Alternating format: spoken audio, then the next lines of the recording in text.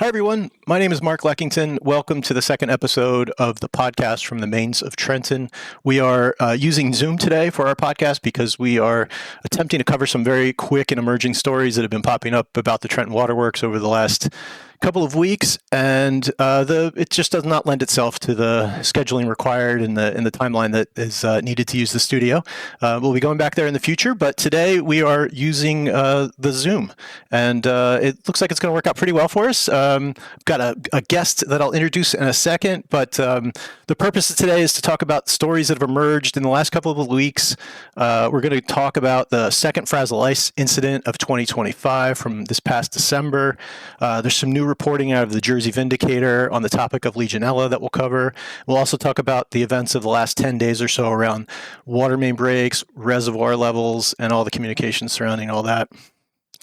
Joining me today, I'm very pleased to say, is my friend Jacque Howard. In addition to being a lifelong friend, Jacque is one of the many people behind the scenes that's provided guidance and advice on turning the Substack into a podcast. I think it's fair to say he's my social media mentor.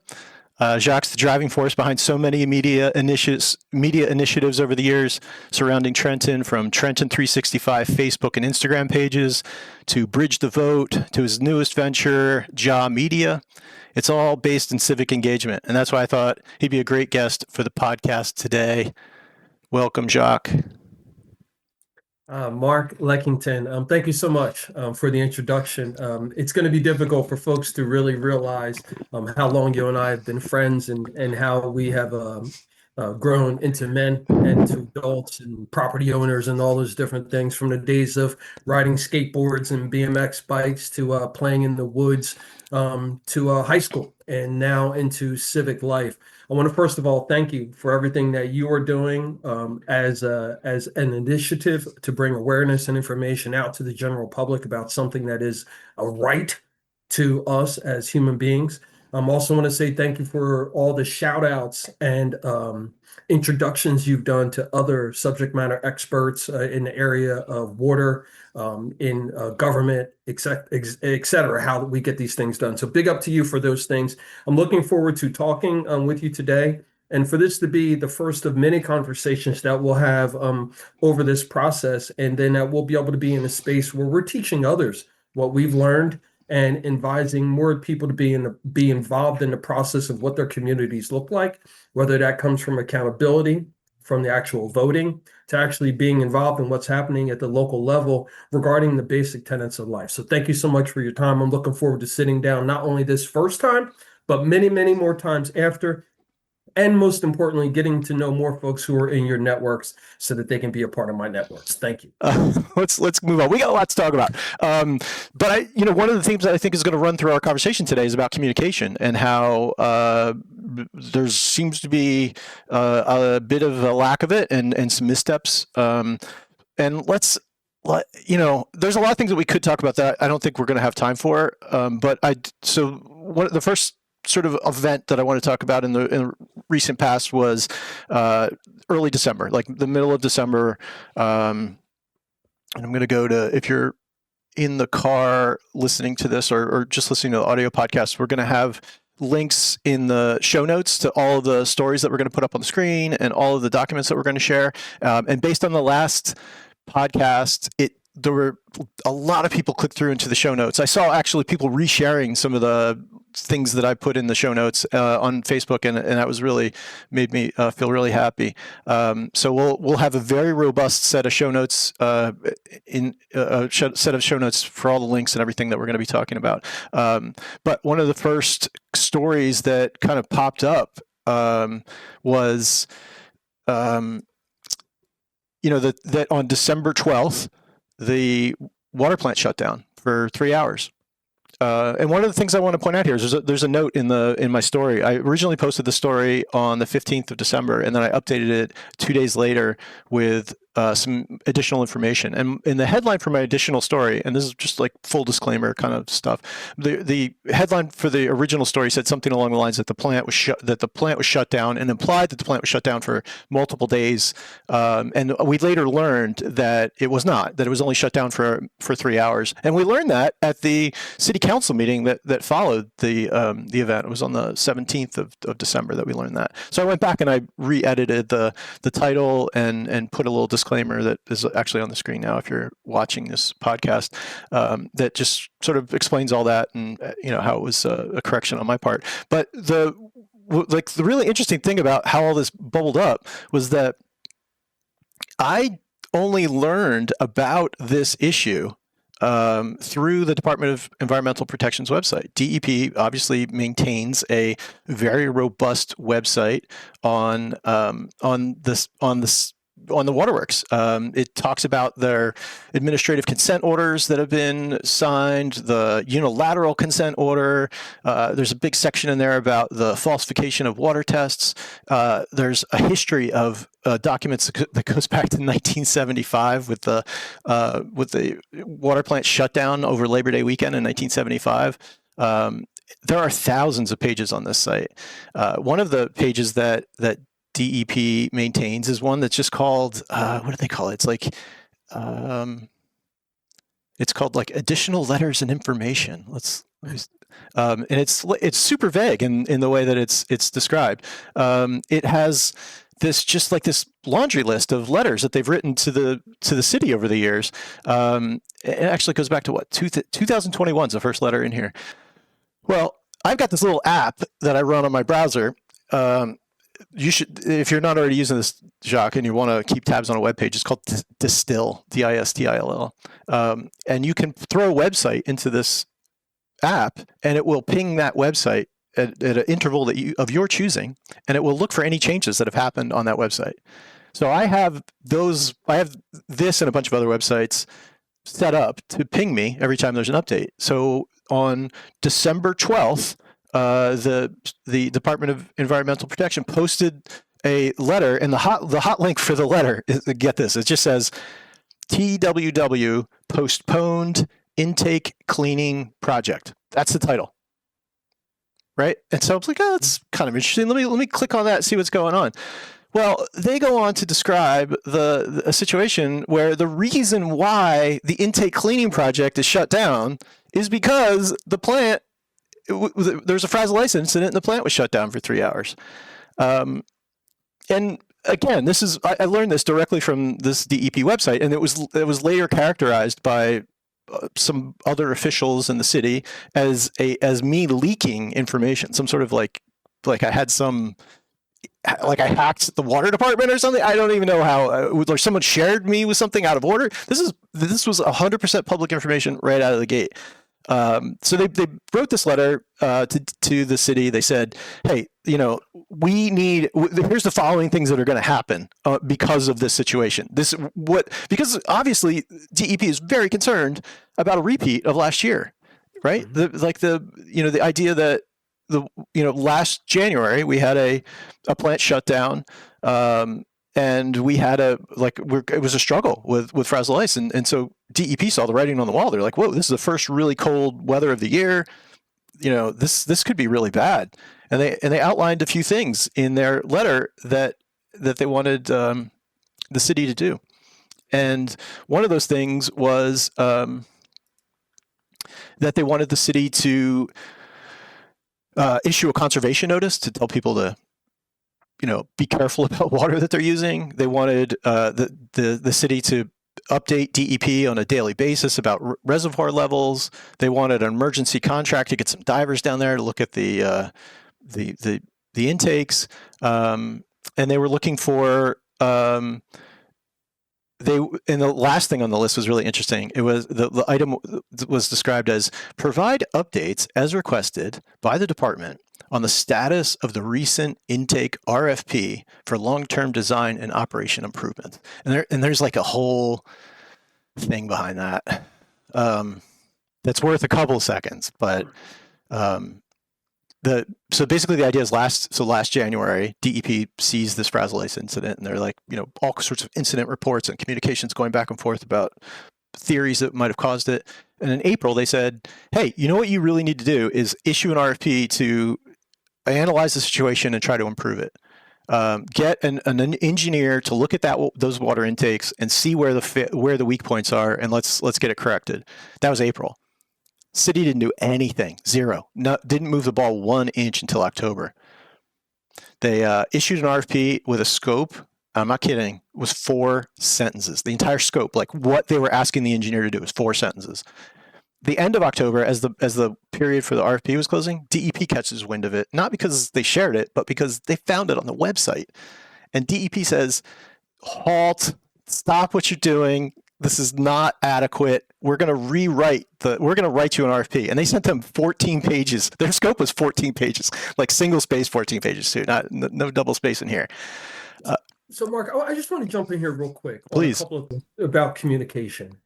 So it appears to me that for decades, through multiple leaderships, the Trenton Waterworks in some capacity has had an issue with communication, whether it's getting information out to the general public from themselves and or communicating with the state about where we are, what we're doing, and how to provide future opportunities for us.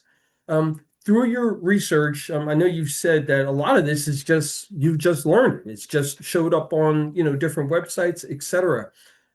Just pumping the brakes a little bit for the folks who may just be learning about this. Can you talk about some of the processes of where you go to certain places to get information? Because it appears as though you can't get it from just the city of Trenton or the Trenton Waterworks or just DEP. DEP is largely responsible for every bit of information that I get about the waterworks. Their website it's rough to navigate. You got to keep an eye on it, and there's a lot more. At the end, in a couple of minutes, we're going to talk about some stuff that I found on there as recently as this afternoon. And they're really good about the information. Where they seem to lack information is that they'll post all of their letter writing communication on the website, and they don't post a lot of the city's responses. So not lately, but over the last couple of months, I've been going through their communications to the city where they say, hey, this issue happened. Give us a report in the next 10 days. I never see those reports on the website. So I started Oprah. I started just like every one of those ones. I just started submitting to Oprah. Let me see this. Let me see this. And DP's been really good about getting me additional information. I feel at this point, I have, no kidding, I probably have 15,000 pages of stuff from DEP in response to these Oprah requests. I'm getting new ones, responses back from new ones almost maybe 2 a week at this point. Shout out to their custodian of records and the people that are working on the Oprah requests. They do an amazing job and are very thorough with the stuff that they provide. You know how much information I've gotten out of the city that relate to the Substack? Nothing. I've gotten literally nothing. I submitted an Oprah request back in September when they started rolling out those H2 open events where they basically went on a tour of all the communities where they serve, and they tried to convince everybody that a 14% rate increase was not a 60% rate increase. I don't know if you remember those stories, but that was wild. Before you continue, yeah. You did do a wonderful Substack article where you broke down how it is 60%. Yeah. And even for that one alone, folks who are businesses, residents, et cetera, it behooves you to look into what is this? Is it just a 14% increase? So they're saying, or is it a little bit more technical and detailed than that? And for those of you who are thinking, hey, I'm going to be transient, I'm out of here, I'm not going to be in Trenton for a long time. If you ever come back here, you're going to feel it because someone's got to pay for all of this. Yeah, and your friends and family you're going to leave them behind. They're going to be stuck with it as well. So going back to H2 open events. There was a professional that they hired. Wonderful man. This seems so knowledgeable. He did this. Raft Hellis is the name of the company, and by the way, he's my first paid subscriber on the Substack. So he gets that honor. So I opened the study. I opened all the communications with Raftelis and all of the communication, like this real broad. Like I want to see the contract. I want to see all the drafts. I want to see and the Trenton Waterworks in the clerk's office, through the clerk's office, kept sending me extension requests for the Oprah requests. Oh, we need another 7 days. We need another 7 days. I have maybe 15 of these extensions. And then finally, back in, I want to say December, they finally got back to me and they said that they have no records related to the company called Raftelis. But like a couple weeks later, the head of Raftelis was at City Council presenting the new scheme for how they're going to. So this is just a long way of saying the city isn't very forthcoming with Oprah requests. But the good news is, especially if you're like a nerd about sort of like the larger picture of the city of Trenton, Trenton has a lot of interaction with state agencies. Like DEP, very similar. So they've also got these relationships with DCA, obviously, right? And all the other state agencies. EDA is another great one. And the beauty of these other agencies is they're very good at turning around Oprah requests. I've got one coming, I think, in the next couple of days about the latest goings on with the hotel. I'll shoot it over to you when I get it. But all these other state agencies are great, and so they pick up the slack where the city is obviously trying to stonewall any sort of transparency or detailed information. But yeah, it's been. Yeah, just to go back, this DEP website is a wealth of information. I'd say the biggest issue with it, though, is that it's written by engineers for engineers, and it just has a very like sort of it has that tone about it, right? It's not, if you and I were writing the letter to Trenton about the intake issue on the 15th, you or I would probably said, "Hey, we told you this was going to happen," right? we would like wrap a bow around it and would say, we've been working on this issue for months. Why in the world haven't you done anything with that intake RFP? Why did it take you until October to put out that 4-sentence, RFP that was going to do nothing? And it doesn't say that. It just, provide updates as requested by the department on the status of the recent intake RFP for long-term design and operation purposes. So you've got to know what that means. Like, you've got to take the time on the website to like, okay, what exactly is that? And then you sort of start connecting dots, and that's like sort of the job of the Substack, is like make those connections, tell those larger stories, put it in that context. Does that sound like a? Yeah. It's actually spot on, and I would say that you're actually providing a lot more information for those who want to go deeper. I think it's one thing to scratch the surface, but for those who want to go deeper, it's nice to have that information and then kind of fade off into the back. And I know that the Substack has done it, because I've gotten into the space where I'm going back and I'm re-listening and restacking them, because the way it is set up and designed, you've got the start here and it walks you through the timeline. And I want to stick with that timeline a little bit, because, we're middle of February. We were talking just now, October, December, and we're still not quite out of things yet. Now, I don't want to alarm people, and I know that there are some communications out there that may think that this is an alarmist mindset. This is not that. This is about showing and providing basic information that is applicable to every single living species here in this region. Not only the humans, but the pets, the wildlife, etc. And this is all laid out and talked about through multiple channels over the years. And I'm going to peer off a little bit and talk about the Trenton 250 Comprehensive or Master Plan, which was put together through funding from tax dollars, where subject matter experts and professionals were called in to help design with all of the residents of the city to come up with a plan for what the city is going to look like going forward. This is a living document. It is a legal document that all municipalities have to follow or reinstate every 10 years. Unfortunately, I believe that this administration, current and some of the ones before, are not interested in following through with that 250 Comprehensive Master Plan. And in addition to that, because we're eliminating that plan, that comprehensive master plan, we are not thinking about the subsequent issues that are going to impact our infrastructure. Not only the basic things that we see on a regular basis, like potholes and things of that nature, but more things with infrastructure, lighting, electric, the water.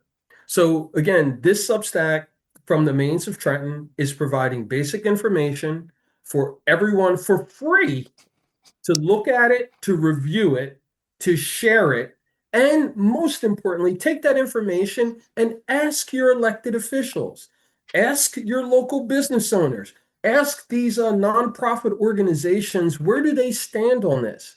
And this is my expertise because I deal a lot with the faith community, nonprofits, etc. If you've got a restaurant, a business, a church facility, a gathering space, you should be very concerned about the type of water that you have that you're providing via coffee, tea, um, your bathrooms may not work. There's a bunch of things that folks need to be concerned about. And we're not trying to be alarmist and scare people, but it's important for people to be aware of where we are, Yeah. the facts, not just what one person or one group or one entity said, the facts. And you've laid out a space where the DEP has provided lots of information, and that information is way more forthcoming than what we're getting from our local administration. And as a community organizer, that's a bit of a problem. And I'm going to continue to support what you're doing with this, share it liberally, encourage my neighbors, my friends, people who don't even live in Trenton, but they care about infrastructure things, for them to get involved in this. Because this is where George Washington became George Washington, the city of Trenton. Historians know he didn't win anything until he won the battles of Trenton. Yep. If he didn't win anything before the battles of Trenton, Trenton should be the highlight.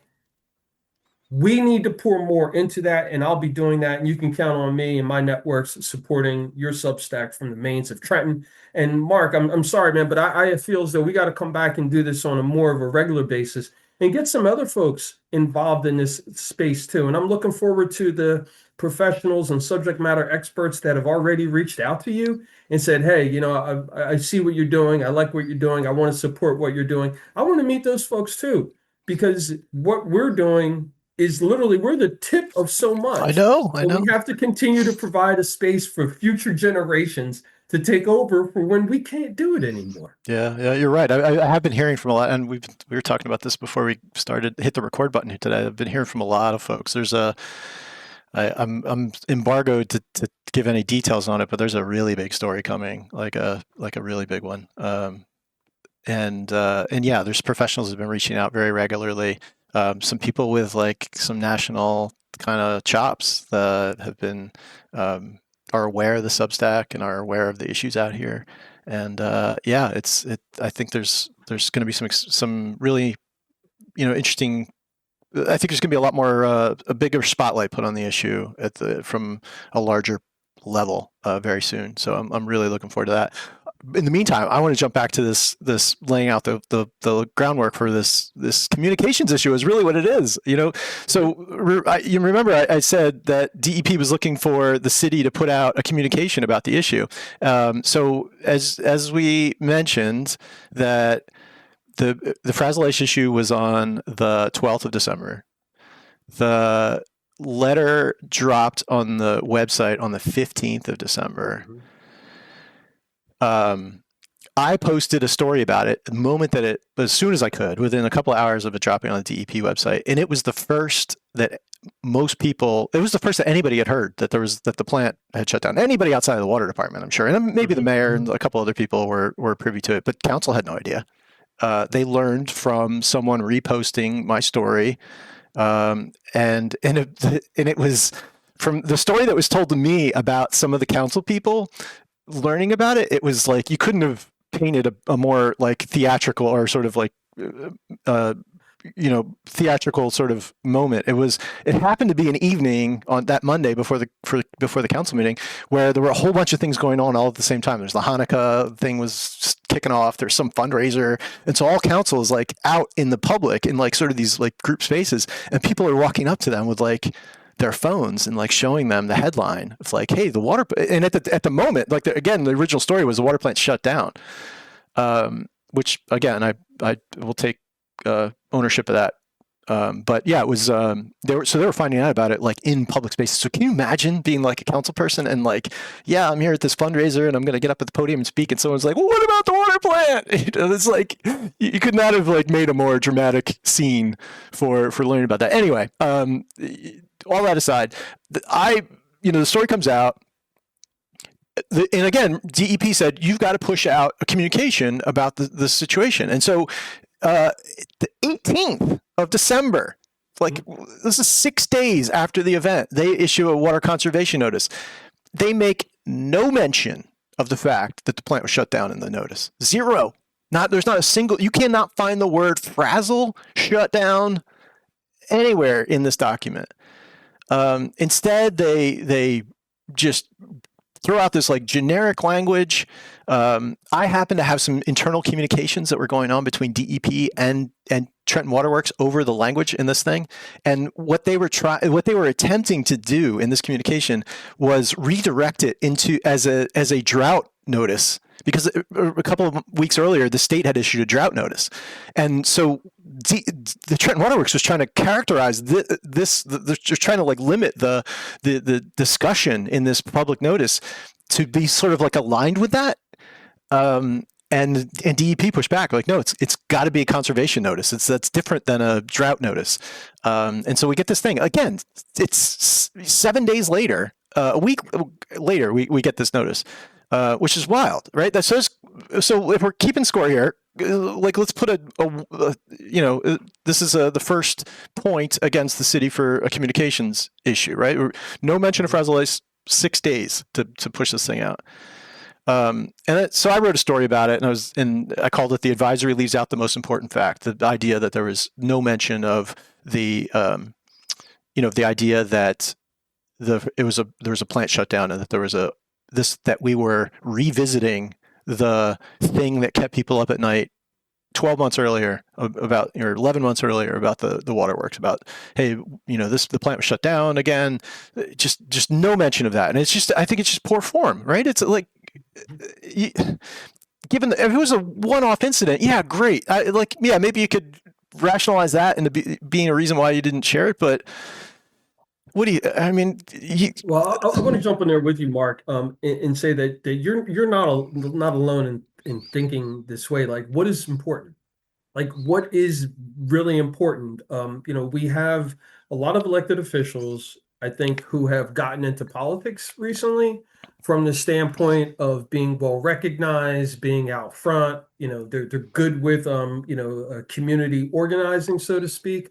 But the functionality of the city is a bit more than that. And if we look at the way our city is set up, we've got the mayor who's full-time, we have council members who are part-time. There's a lot of communication that's going to be missed just at the very highest levels of our executive branches. Now, we take that and we say, okay, well, if that is what the rest of the city is going to look like and the rest of our directors are going to look like, we can see how we can get into a situation and a problem like we have here at Trenton Waterworks.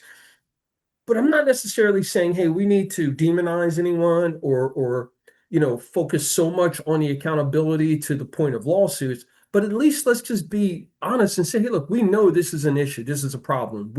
All of us need to say, what are we doing? What is the plan? What have we done wrong? What can we do in the future? And not have it be about one person or another person, but let's have this be about how do we maybe update this whole water utility? Maybe where's the funding? The government funding. Maybe it's time for us to come together as a county, as a region, and say we're going to establish a new water works department or something of those terms. But we have too many people who quickly get emotional without facts, who want to run in and think about just how they're going to benefit from this. Early on, a lot of the communication was about selling, not selling, who's going to have ownership, this municipality, that municipality.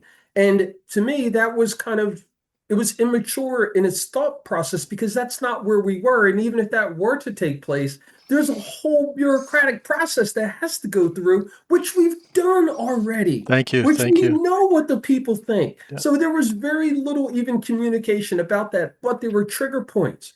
Yep. And I say that because there's a lot of people who represent different portions of the community and different demographics who oftentimes want to just hold on like a fistful of sand to what they have, not realizing that they're causing more harm and doing more like the people who they feel have oppressed them.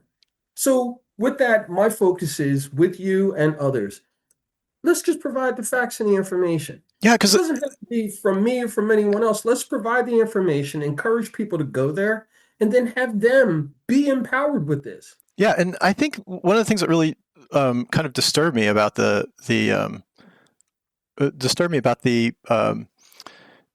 missteps here with the communication was that they're setting a tone, right? They're making it a conscious decision not to include the word Frazil in there, knowing that all of the information about this incident is in the public space. That there's been articles written about it. There were Community News wrote an article about it. Jersey Vindicator wrote an article about it. The Trentonian was covering it, all because of the story that I broke. Yet their communication it chooses not to mention the word Frazil, and they're setting themselves up for what? They're setting themselves up for a situation where people don't trust them to provide the complete story, and it's like right out of the gate. Here we are with a reason to look really closely every time that they communicate. And let's move on to the next thing that came out of the city. We get a press release. The next communication, there are no other communications from the city at all on the Frazil incident of early December. But the next press release that drops out of the city is December 24th. Maybe it was the 23rd, but it was right before Christmas. They put out a press release that they are they're going to address the water intake failure, and the idea is that they are that they're going to hire a company, like this is a novel idea. We're going to issue an RFP to hire a company to study the intake, and they are also going to issue an RFP to hire an attorney to sue the company that to design the intake in the first place. And in fact, the press release that they released names the name of the company. And basically, and so they're like, they don't even have the results of the study yet, but they're rushing to the conclusion that we know we're going to get something back from this study that we're going to be able to sue over, and therefore we're going to hire an attorney. Or maybe it's the optics. I don't know. What do you think? You think they really know enough about the shortcomings of this thing to like basically jump the whole process? I mean, for an organization that waited so long to even issue the RFP to study it, now they're like rushing out another RFP to hire an attorney to represent them in court. Well, I'm going to say two things about this. One, I think that it is a marketing technique for a lot of folks, even in government, to do certain things, but not necessarily to follow through with them because they know it provides a delay and a time. Think about how many RFP extensions you've had for something that was so simple you could just get it from the state, right? Yep. The basic outline of if you'd want to do the homework. So with what I see happening here with communication, and it's an example of what has been shared on social media recently about the reservoir. There's lots of photos, beautiful photos of the reservoir in the winter and drone flybys of the reservoir and what it's doing and the three towers that were built to save water and all those different things. Like those types of substantial, very surface level things are meant to satisfy a handful of people. And those handful of people are oftentimes the soldiers that go out and about and then do different things to say, oh no, this administration is doing a great job. This person's not telling the truth. That person's not telling the truth. And I think it shows up when we have elections. Like, remember, we got this election that's coming up this year. And now everyone's putting their name in a hat for the different positions, and different supposed leaders and people of authority or influence are now putting their support behind different candidates, et cetera. I say let's pull back and let's start about the fundamentals, like the Trenton Waterworks. And when we say that, we start seeing all these different cracks. Why are we posting pictures of the reservoir? Why are we showing pictures glamorizing and beautifying what the water department is. And why are we doing it now? Yeah. Are we doing it now in conjunction to some of the other stuff that's going on so that you can use this as a padding to say, hey, look, this is what we've been doing. We did a drone flyby. The water levels were high. Yeah. The fence was up. There was no problems. So that you can say, oh, no, I'm protected. But that's not really how government works. That's how you can get away with stuff in private businesses and entrepreneurship and you can just walk away from things. But when you're dealing with government agencies, that kind of mindset, that perpetuates the problem. Yeah. And I Yeah. believe that it's running rampant here in the city, and more residents need to be involved in this process. We need more independent journalism. We need more independent journalists, and we need more people who are civically engaged just with the basics of what's going on. Like, hey, why is our water in this situation if we've known it for 30 years? And who are the people who've been in leadership for 30 years who have been able to say, oh no, it's not me, it's them, but I'm going to hang out, I'm going to get my pension, I'm going to roll out of here, I'm going to come back as a consultant, and make triple what I was making before. Like, there are more of the conversations that we need to be having if we want to really, in my opinion, truly start fixing things.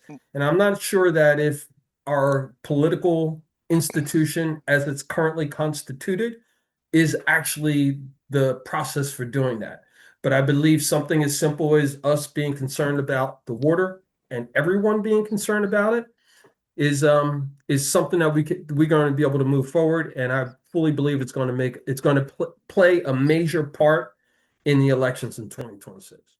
Yeah, that's all fair. I couldn't agree more. And to just sort of throw some more content behind what you were just saying, we got a press release on January 7th from the mayor that was celebrating the idea that the water department was turning on its connection with Aqua, which is a water supplier in Hamilton, which, by the way, just got acquired. Aqua was just acquired, if I'm not mistaken. In any event, we were like, "Oh, look at this great thing! Where the water system is so stable and and the water is such high quality that we're now selling water to Aqua, or not that we just started, but like." They were celebrating the idea that they reopened the valve to supply water, and I don't know if you've ever heard the mayor give his 5 bullet points that he will always go to if you mention the phrase Trenton Waterworks. He'll go into this sort of wind up doll kind of bulleted list of things that he talks about. And one of the things is, and I can, it's etched in my head because he did this at the Hiltonia meeting a couple months ago. And he says, he loves to say, and you'll hear council people say this too, if our water is so bad, why are they letting us sell water to Aqua? And it's it's an interesting point, right? It's give some thought to that. It must mean that the water is pretty good. But before we get into the rest of that story, I do want to say this: in the research that I have done, it is very unlikely that the water that's actually leaving the Calhoun Street and Route 29 water filtration plant, it is extremely rare, if never, that water does not meet drinking water standards. There are people that are testing it as it leaves the system, but that is not your tap is not on the side of that building. There's 635 miles of water pipes that woven throughout the region that get this water to you, and all sorts of things can happen to that water as it makes its way to you. And if there's one thing that I've learned from reading Aaron Brockovich's book about water, it's a great book if you haven't read it, Jacque. It's mostly about community activism. Believe it or not, it's called Superman's Not Coming. Which is brilliant title. The big problem with chlorine's the number one thing that prevents growth in water, right? In most water systems. There's other things that they use, but we use chlorine here, which is the preferred chemical. But the drawback with chlorine is that over distance and time, chlorine dissipates and you lose chlorination levels. So by the time that perfect drinking water reaches you from the plant, it may not have the same chlorination level. In fact, it may have dropped so low that it's picked up something along the way that is not something that you want to be drinking or inhaling in the case of Legionella. So that's sort of the problem with water. But however, let's get back to aqua. I've been talking to two water professionals in the region, and both of them have confirmed this story for me. And I haven't shared it yet because I'm still trying to like document it. But this is what I'm being told: when aqua gets water from the city, it's retreated. The water from the city does not go directly into their water system and distribute to customers. It goes to their plant and gets retreated at the plant. So this idea that we're like, oh, if our water's so bad, why are we able to sell it to Aqua is a little bit misleading because they are retreating our water. Bordentown does it too. Bordentown buys our water as well, and I'm told they do it as well. And there'll be an article coming out about it soon, and I've got some feelers out to document it. I've been trying to get them actually to do a podcast with some people on this topic. But what were you going to say? All right, so look, I'm sorry, man. You opened me up to something else here because now I'm thinking. I know we're trying to stay on time with something. So we're processing water, and again, I don't know how this all works. It may just be a whole bunch of water that comes in. It all gets processed and then filtered and distributed. But another agency or other agencies, companies, are taking our supposed clean water, processed water, and reprocessing it. So with that reprocess, that's got to be time, talent, and treasures, right? Oh yeah, there's expense to that. That's not no freebie.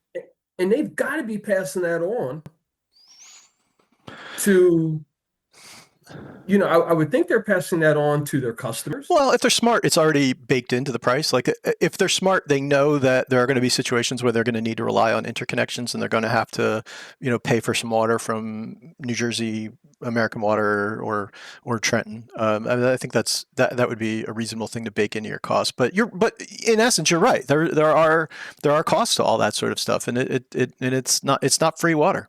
So, and it's certainly not free when you've got to run it back through your plant and rechlorinate it, maybe even refilter it. There's cost to all that stuff. But this is like, you hear the mayor say this as if he's going to like drop the mic and walk out of the room and everybody's going to go, oh yeah, our water's great. Like it just, it's just one of those things I've learned that like, you talk to people and you like learn additional information and you're just like, wait a minute, this thing that's like almost like tattooed on the mayor's chest about the water department is like not even that accurate. And again, you'll hear city council say this 100 times that, we sell it to Aqua and how bad could it be? And the other thing that's really interesting about that too is that I find that like there's this like low key diss on all the customers. Like if our water's so bad, like they let us sell it, but like if our water's so bad, we're giving it to our customers like in the first place. It's like shouldn't we be more focused on the people that are paying for the water in the city that depend on this water than we are about some other organization. A story from another time. But I speaking of stories for another time, one of the things that we're going to get back to and like revisit in a future podcast is the regionalization myth and some of this like slippery slope language that people talk about. And, anything that does not involve the status quo is a sale to privatization. That like there's no gray area. There's nothing in between for any of those people. They just want to describe it as the sale of the water system and that it's being taken away from the city. And that is so far from the truth. And in fact, there's a really good document on DEP's website. It's called Exploring Regionalization Solution, Fiction and Facts. And it's a great little like flyer that they produced it sits on the website. Again, all these links are going to be in the show notes. And it goes through like, some of the myths and some of the, the truth behind them. And lays it out in a very like activist sort of way. The way these flyers are presented, and there's like 5 of them. There's like an FAQ. There's one on the pumps, and they're all it's not often that you see a state agency write what looks like something you should print out and put on your neighbor's windshield. Like it's like these are not like necessarily things that that like sort of find themselves in these. It's not a communication that you would expect to see from a state agency. And there's like 5 of these things. There's one on the building and the HVAC system. There's just critical issues in the pumping station, and of course the FAQ. But it's another situation where DEP is like filling a gap in the miscommunication or the lack of communication out of the city. And I do want to get back to talking about those things, because we had some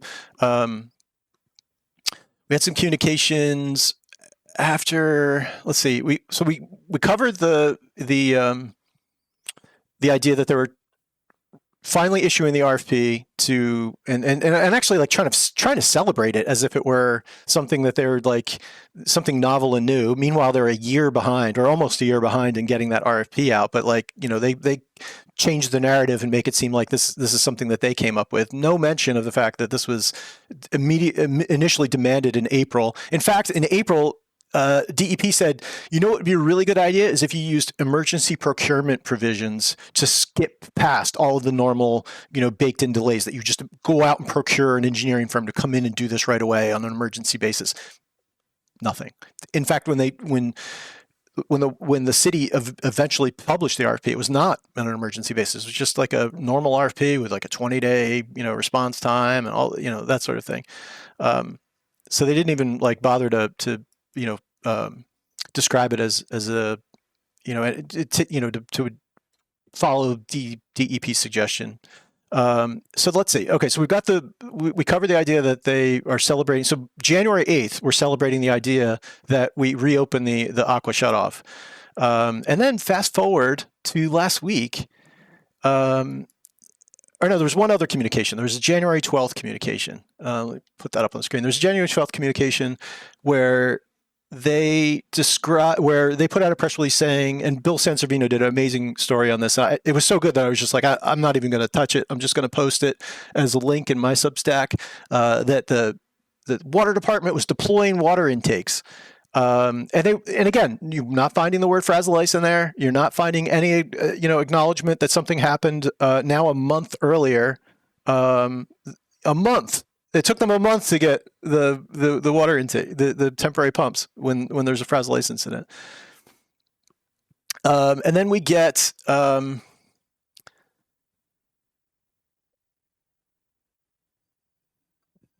then on January 26th, I wrote this story about how things are looking. Or we started that deep freeze cycle, right? It was like January 26th when it first started. We got that big snowstorm.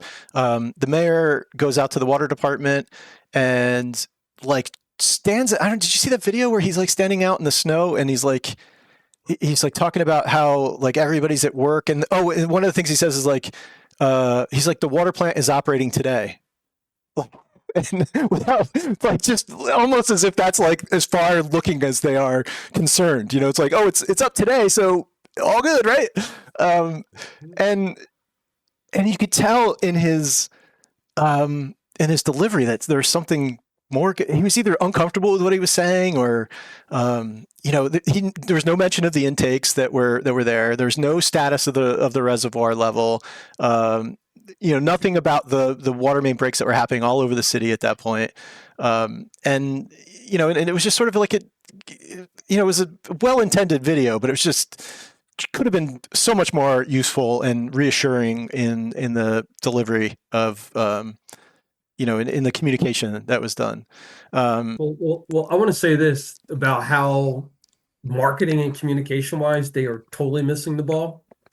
They do a press conference whenever they're doing a flag raising, which is a ceremonial thing. Something as important to every single person in this city and many more in this region. When have you seen a press conference about the water recently?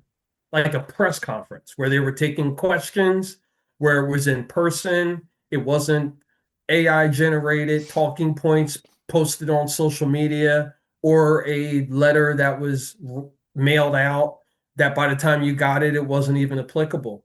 These are the times now where our leadership in all capacities needs to stand up and say out front, here's what we're doing. This is the issue with the water. We're taking questions. This is our number one priority. We're going to take care of this. We're going to make sure that this gets done and we're going to be transparent about it. But that is not how many politicians act nowadays, and it's definitely not how we're seeing things here now. To Well, me, this should be a regional gathering of emergencies where the county officials, the municipalities, where you're getting these engineers and people locked in a room and saying, hey, look, we're going to do this and we're going to do it lock, stock together. Because if not, every single one of us can be held accountable for this misleading and mismanagement of this utility. And I just don't understand why so many people are like, oh, yeah, the water's always been shitty. Or, yeah, I don't drink my water. I just get bottled water. no, What? yeah, yeah, So where are you showering? Where are you bathing? What are you cooking in? yeah. I've heard stories about people not using the water at all in the city or in their customers of the system. Um, so I want to pick back up on the sort of the timeline of communications in to sort of reflect on some of the stuff you're saying. We get the next communication that we get out of the city is a capital improvement plan, and it is as my Substack article wrote, it is a capital improvement plan in name only. And I'm told this is going to arrive in everybody's mailbox in the near future.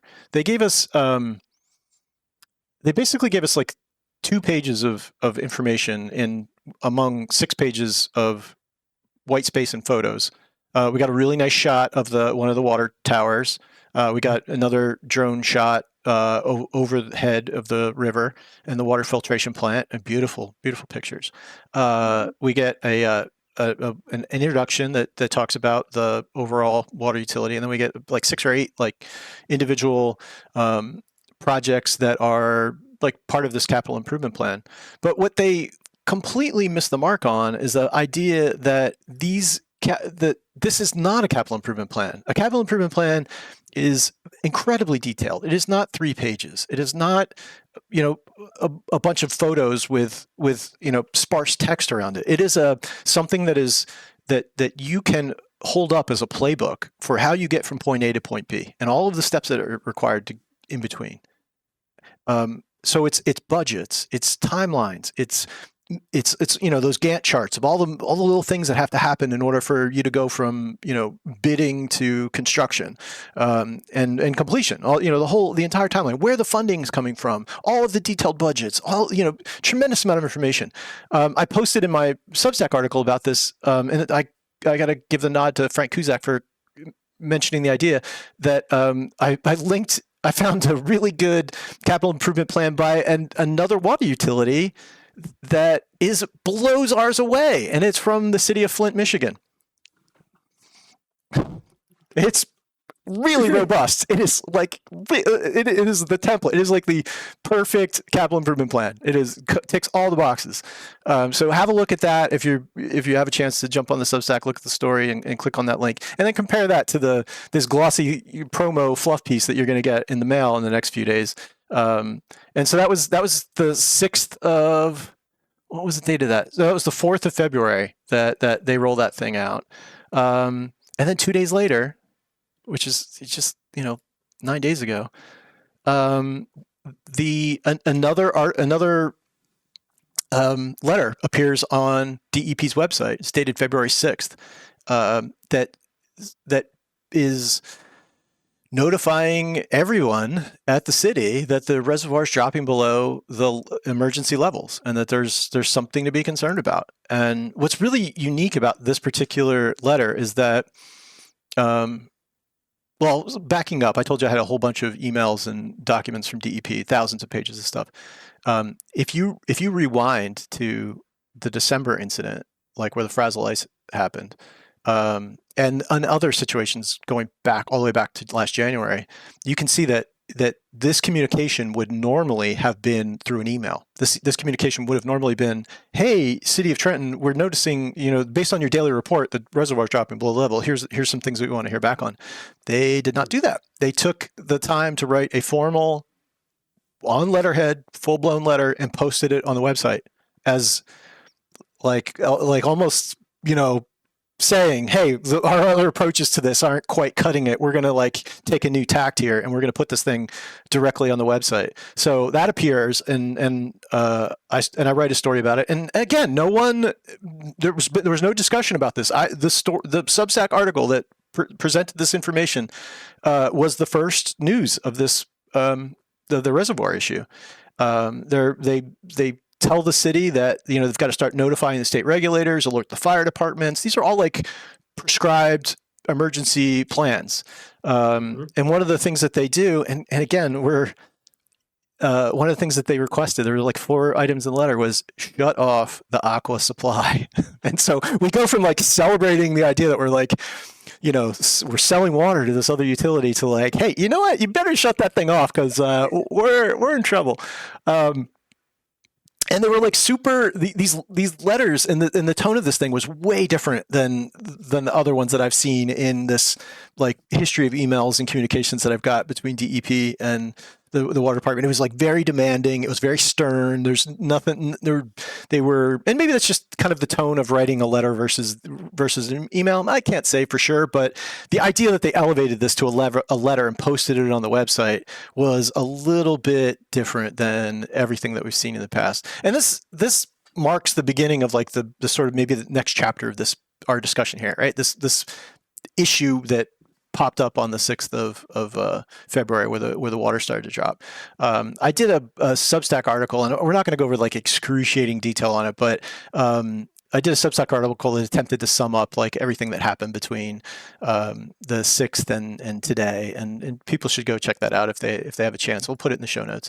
But remember, this was Super Bowl weekend, right? It was a Friday before the Super Bowl, and the city, one of the things that, as I read off those bullets, is that they have to notify all of the mayors and the fire departments and everything.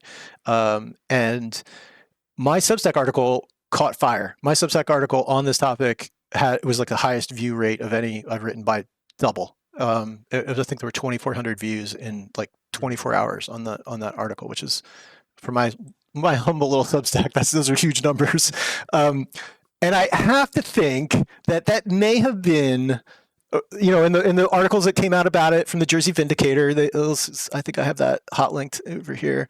Jersey Vindicator did a really nice piece on it. Jeff Pillitz over there has been a dog on this issue, and a dog with a bone on this issue, and did a great little story about it as well.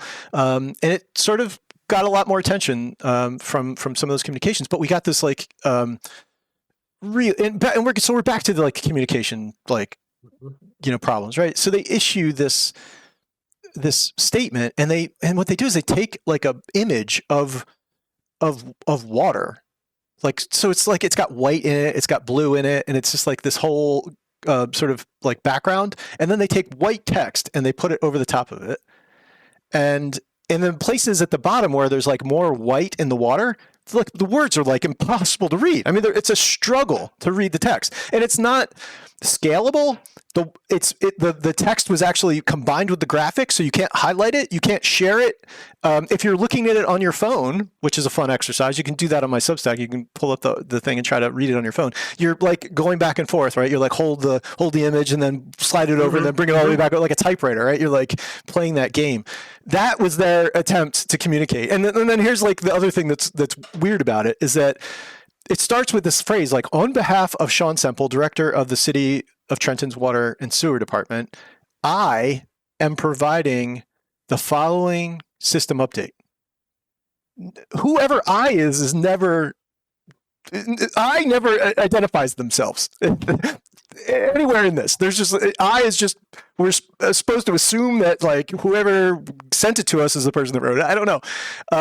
And they go on to like describe this situation that the reservoirs, everything's fine, don't worry about it. We're doing what we need to be doing, and they admit that they will temporarily close the interconnection with Aqua, which have been assisting the system in meeting its demands.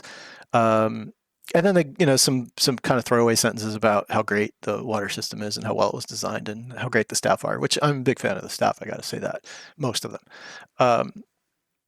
But yeah, that's the next communication that comes out. It's Super Bowl. It's like Super Bowl weekend, right? And by the way, this never made its way to the city's website, to the city's Facebook page, to the Trenton Waterworks website, to the Trenton Waterworks webpage. This actually came out through a Facebook post from the police department. That's how this was distributed. So I want to add with that, and I find that very interesting, which to me is also part of this marketing and communication. I would assume that there's a tactic, that there's some sort of a strategy behind it, and if not, that's also a big problem. Thinking going forward, I don't know how it works when we're selling our water to other municipalities, shutting it off. I would assume that there's something that's in place where if it's over a certain amount of time, there's some sort of reimbursement or some sort of a payment or something like that that has to be done if you agree with one municipality that you're going to do something and then all of a sudden you stop for whatever the reasons being. Those are communications and conversations that I think more of us need to be aware of as well. Because what are these decisions and choices that are being made at the highest levels of our departments, of our administration, that we're going to have to pay for later? We don't hear many people talking about the liability and how much litigation our city is in, and how much of that is going to be because of the water department and maybe potential problems caused by that as well. Yeah, I could tell you a little bit about some potential cases from a Not on conversation I this, had. please, not on this one. Oh man. Not on this I'll be conversation, quick. please. I'll be quick. But yeah, there's more to cover. So this, they push out this thing on Super Bowl Sunday. Then on the Monday after the Super Bowl, DEP issues another letter, and they say that, or actually it's an email. And no, so this is part of an OPA request that I got. They write an email to Sean Semple, who I'm personally a big fan of. I know Sean from my time at the city of Trenton, and he's a great guy. He's if I were in the mayor's position, I would do my best to have, given the options that the mayor has at this point for a director in the waning days of an administration, I think Sean would certainly be my go-to guy. He's very careful and measured person on important things like this. But anyway, they write an email to Sean and they say, according to the Frazil Ice Plan, and it's capitalized, Frazil Ice Plan. That is a document that exists at DEP that has been prepared by the city, and the Pennington Reservoir operational plans and the continued low levels of the reservoir. The Trenton Water Department is to take the immediate actions, close aqua interconnection. They hadn't closed it yet. This is 4 days now after the reservoir is dropping, and they still hadn't closed it. And they're to open the interconnection with New Jersey American Water, which is an interconnection that gives us water. So we've got one that sends out water, and we've got one that gives us water. And from what I understand in the emails, there's a ton of emails going back and forth on this issue. They were getting very frustrated with the water department and these emails. They were not getting clear information, and there was very little detail given as to why they waited to open the interconnection with American Water. And I learned in one of the emails, the plant water operator said that the aqua interconnection actually puts more pressure on the system. It actually increases the water pressure to the point where they were worried that it was actually going to create more leaks. It was going to push enough new pressure into that section of the system that it was going to actually have a detrimental effect. So they were really hesitant to open it up, according to a couple of sentences that I've read in those emails. And at this point, so here we are we're the Monday after Super Bowl.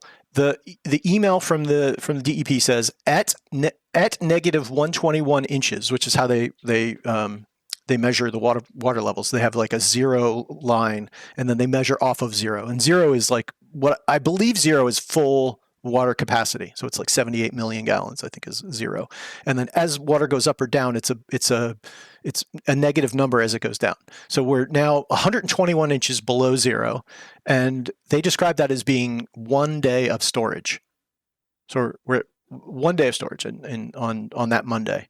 And with the current weather forecast, there's a high likelihood that there will be issues with the intake, putting the plant stability at risk.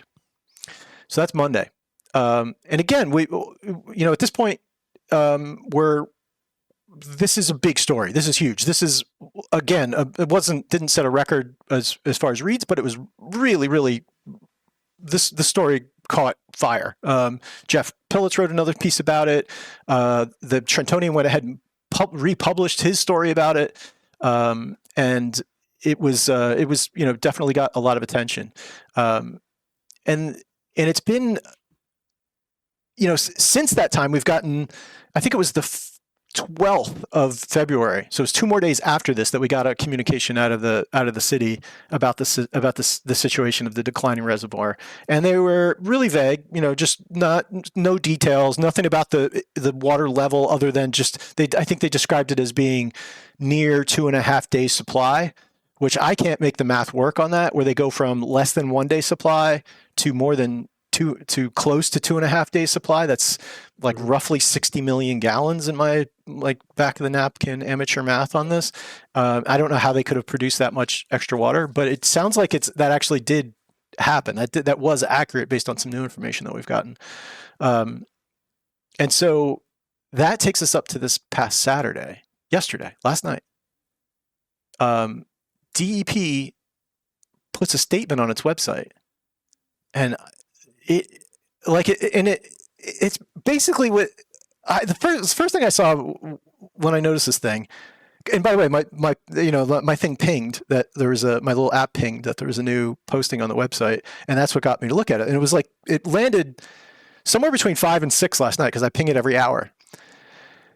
So on a Saturday night, on a President's Day weekend, DEP is finding the time to go in and publish information on its website about the status of the water department in the city of Trenton.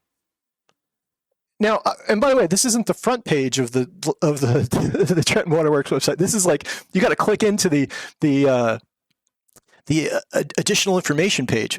And let me see if I can pull that up for folks that are watching this. But again, we'll put all these links in the chat or in the show notes. Yeah, they issue a statement that says that I'll read it to make it easy. Mm-hmm.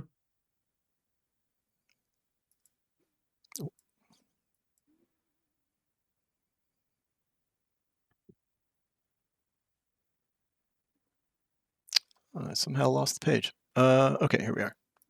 So they write this, they throw it onto their additional information and letters page. And the headline is Extreme Weather Impacts on Trenton Waterworks System. And it goes on to be how I read it. And maybe I'm like being, maybe I've got a certain bias or certain lens on this sort of stuff.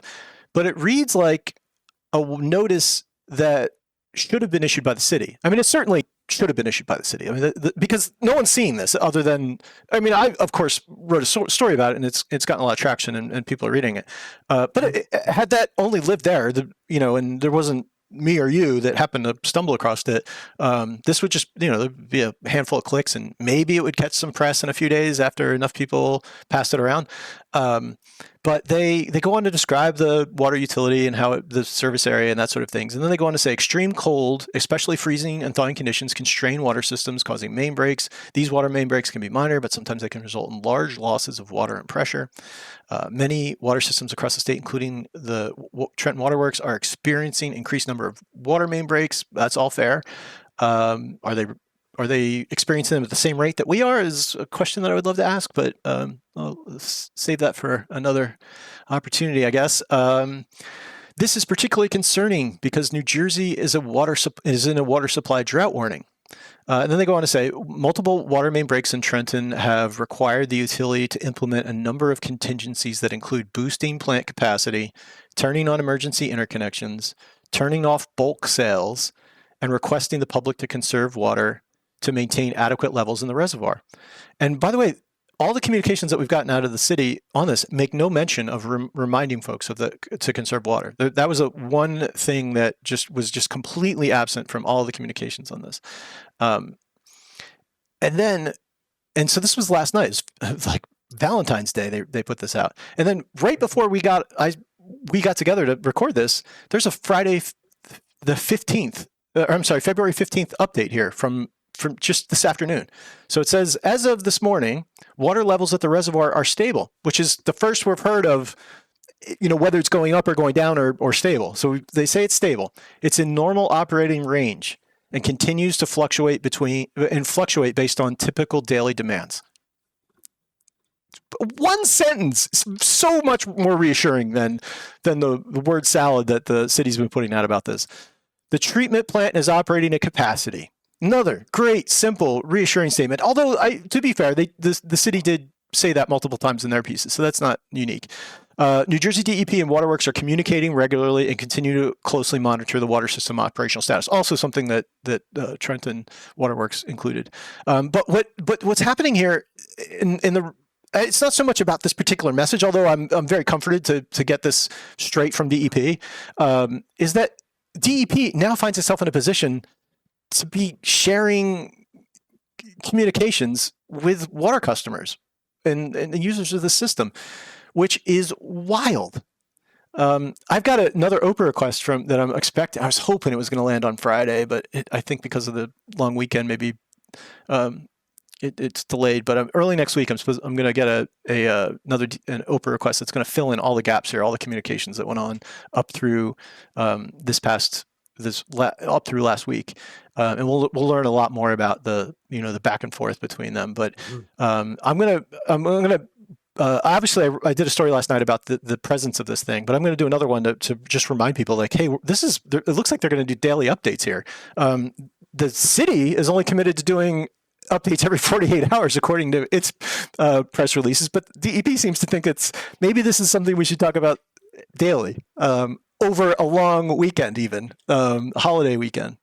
So I think that's a wild development on this issue. It's clear that DEP does not feel as though Trenton is doing what it should be on this topic. If they were, they would just simply link to the Waterworks press releases, right?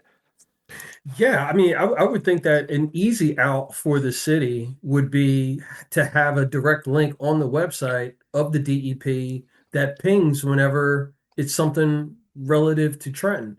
But I could see how that could be something difficult to get someone, to want to take on that responsibility when they have a pile of other things that they're working on. But at the same time, we have to get to a point where something can be trusted from the folks who are in leadership and authority. And it appears as though we're getting clear communication from the state, but it's intermittent at best from the city. And even, when it comes, it seems as though it's not very thorough. I can say, without, mentioning any names, I can say that I've had communication with some folks who are in communication in the city of Trenton, and they oftentimes speak very disparagingly about the level of acumen that resides in this community and in the city and in this region. So I don't know, is that something that's coming out in the way that communication is done? Are they trying to make it supposedly more applicable for some demographic that they think that is listening, as opposed to just putting out the proper facts and being consistent with when they do it? Yeah, that's all fair points. The one thing I forgot to mention was that on the Friday, this past Friday, Jeff Pillich wrote a story. He got a copy of some communications that were being circulated among state departments, and he wrote this story that is not appearing very nicely on my screen here. Wrote the story about the idea that the state offices were going into emergency preparedness mode for a potential loss of water.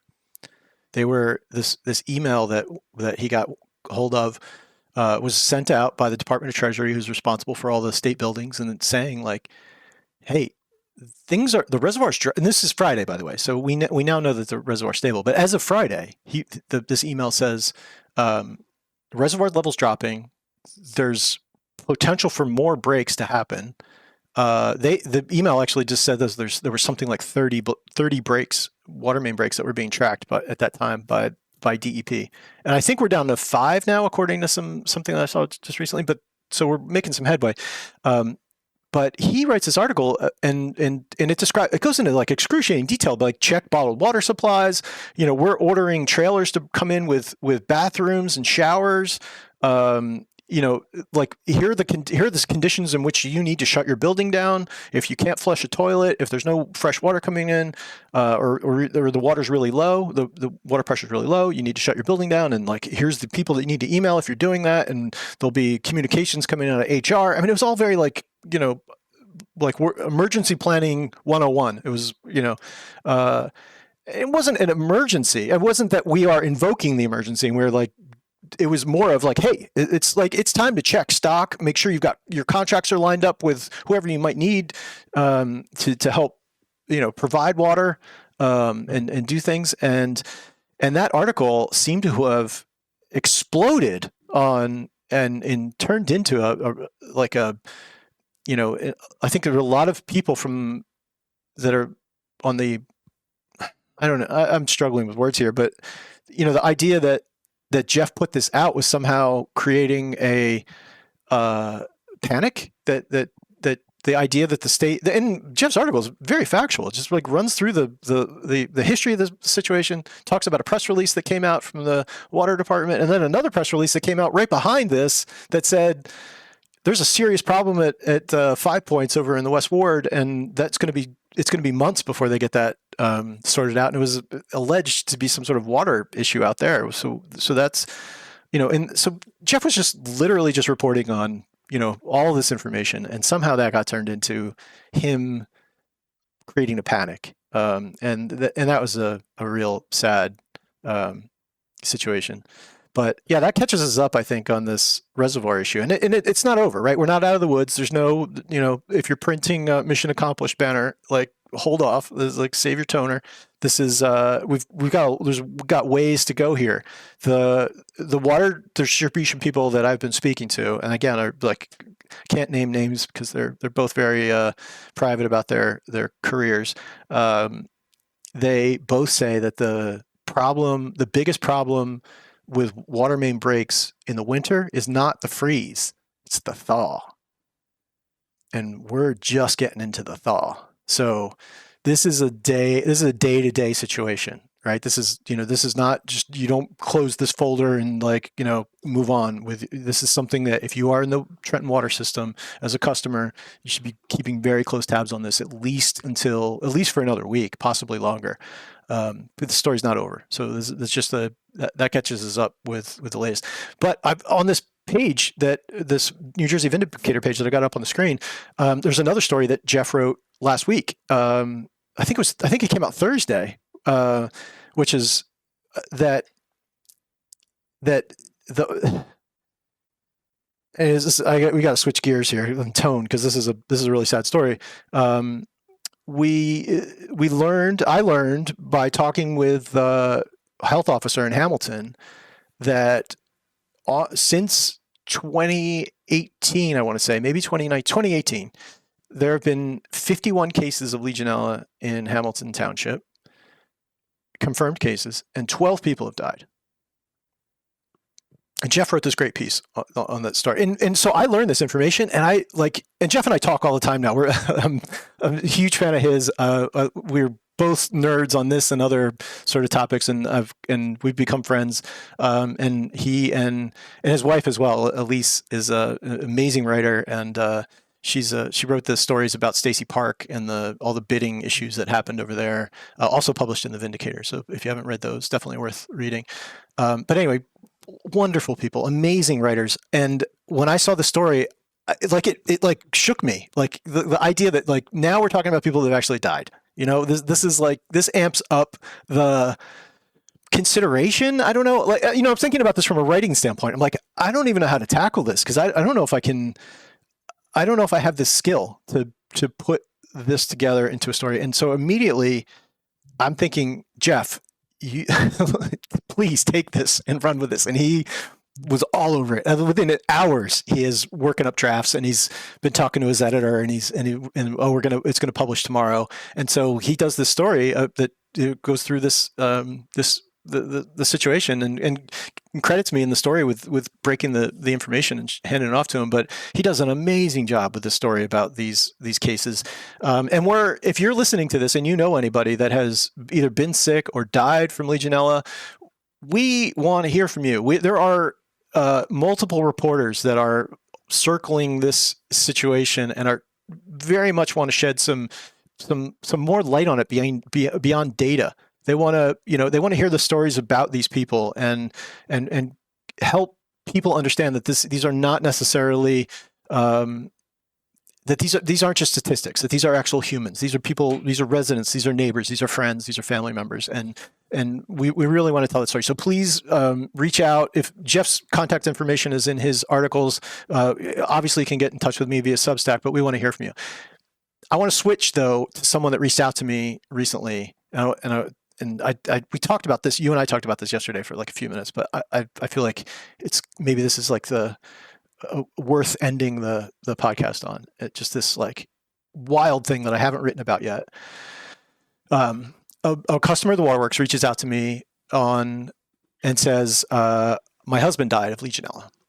And it was just like it was in the comments of the Substack. She just like one sentence, my husband died of Legionella and this is a horrible situation, or something along those lines. And I reach out to her right away. I can see emails of people that are subscribed. So I send her an email and we talk a couple days later. And she tells me the story that, I mean, it's a horrible story in itself about just, they were married for, just, it was just this wonderful couple. They seem like they're super, I don't want to dox them or anything like that, but these people are amazing community members. These are people that are giving in every opportunity that they can to huge charities and really meaningful ways. And just like people that are like heroes of the community, just like these unsung people too, just like sort of in the background. I learned this in talking with her and like doing a little research on her husband. And so here's the story she tells me. She's like, they were at the shore and he collapsed and he went to the hospital, obviously, right away. They call an ambulance, and this is a Sunday. They take him into the LBI, takes him into they're staying in LBI. They take him into one of the Ocean County hospitals. I forget the name of it off the top of my head, but keep him overnight. And the initial diagnosis is that he has pneumonia. And by the way, this is June of this past year, June 2025. Next morning, she goes to visit him in the hospital. Maybe I don't know if she left him. I would guess that she spent the night there. But anyway, the next day she's talking to the doctor, and the doctor comes in with some test results and says, your husband has tested positive for Legionella. And she's just like, what? Like, just, what are you talking about? Like, are you sure? What? And then her next question is, why would you test him for Legionella? And the doctor says, in the last, I think she said couple of weeks, 7 people that were customers of the Trenton water system have presented in the Ocean County Hospital testing positive for Legionella. 7 people in 2 weeks. And by the way, this is like before the summer season starts. This is like the first week of June to like the middle of June that they're there. So it's not even like, yeah, maybe you could say Memorial Day is like, there's a lot of people down there, but this is kind of the early part of the season to have 7 people present in a hospital that's like, what, 50 miles away? Wild. So that's what prompted me to call the Hamilton health officer. They weren't from Hamilton, but I called the Hamilton health officer, and I just, was just telling him the story and saying, does this seem like it's even possible? This is like, because I'm still trying to verify it, and I've been submitting OPRS to the Department of Health at the state and trying to document this. This is why I haven't written about it yet, because I'm always trying to show the receipts. I hate to put anything out there without verification. But it shook me to my core that there are so many that, imagine how many people showed up at like Capitol Health. If 7 people presented in 2 weeks at a hospital that's 50 miles away, imagine how many people are in the region that had it. So I'm trying to get data on it, because the Department of Health tracks all this stuff. There's a few conditions that you can have where it automatically triggers an investigation by the Department of Health, the State Department of Health. They have a Legionella team at the Department of Health, believe it or not, this like permanent ad hoc committee of people that work on this issue. And the woman who told me the story, she said that the Department of Health followed up with a visit to her house, and they found Legionella in 3 different water outlets in her house. they tested all three of them. And then she reached out to her neighbors and said, "Hey, something crazy happened. You should probably test your water." And she said that several of those people came back with positive tests and for Legionella. Yeah.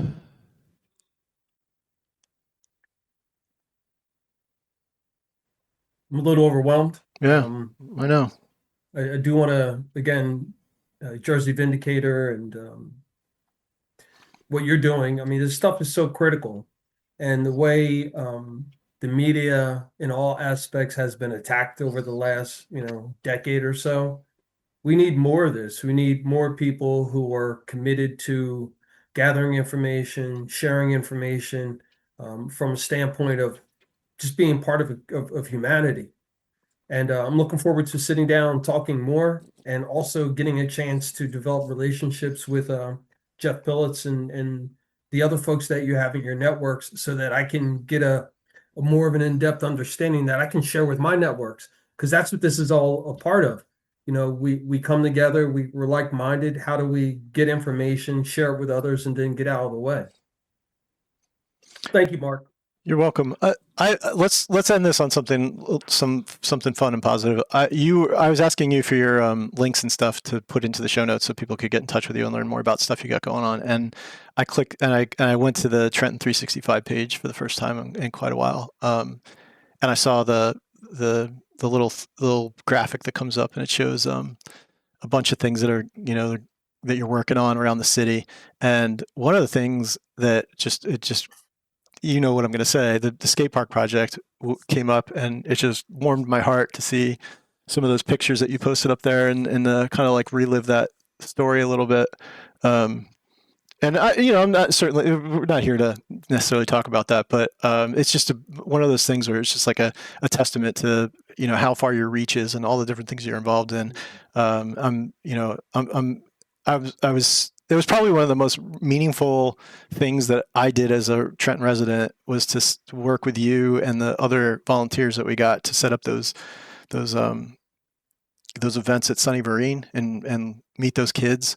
And it got me thinking that some of those kids may be adults by this point. That we started doing that in 2018, right? So that's like 8 years ago. So like, I don't know. There's a couple of them. I'm struggling to remember their names off the top of my head, but a couple of them are probably like 20 years old now. And they're now customers of, possibly customers of the Trenton Water Department, and or paying customers. Maybe they're, and it just got me thinking about, how those things like sort of collided or overlapped. But the reason I even brought this up is that I was hoping you could maybe spend a couple seconds talking about not just seconds, you can have a couple of minutes to talk about all the stuff you got going on. Because I know I have a hard time describing all the things you're working on. At one point, I thought you went on tour with a reggae band, but I'm not 100% sure.